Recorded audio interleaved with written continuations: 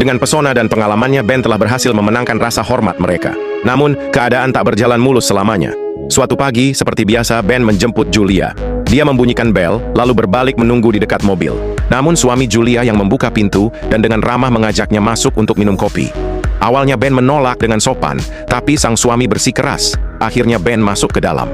Di sana, dia bertemu putri Julia. Itulah pertemuan pertama mereka, tapi gadis kecil itu langsung menyukainya. Ketika Julia melihat Ben di rumahnya, dia terkejut. Julia sangat menghargai privasinya, dan baginya, ini seperti batasan yang telah dilanggar. Dia tidak mengatakan apa-apa, tapi dalam perjalanan ke kantor, dia mengirim pesan ke HRD. Dia meminta agar Ben ditugaskan kembali. Julia merasa Ben bisa membacanya terlalu mudah, bahwa dia melihat dirinya dengan cara yang tidak bisa dilakukan orang lain.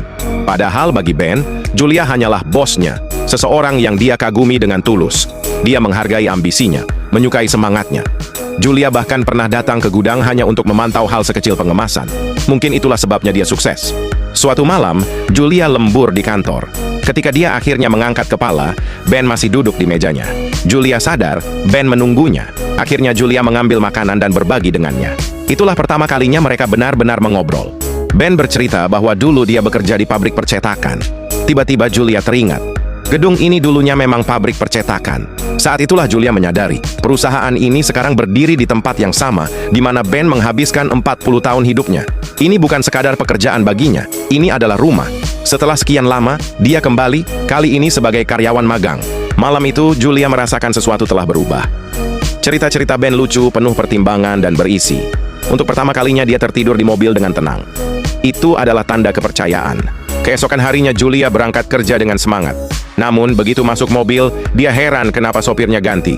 Barulah dia ingat, dia telah meminta Ben ditugaskan ulang. Penyesalan langsung menghantamnya. Sopir baru itu tidak tahu rutenya, hampir menyebabkan kecelakaan. Akhirnya Julia harus menyetir sendiri. Sesampainya di kantor, hal pertama yang dia pikirkan adalah menemui Ben, meminta maaf, dan membawanya kembali. Tapi Ben tidak ada.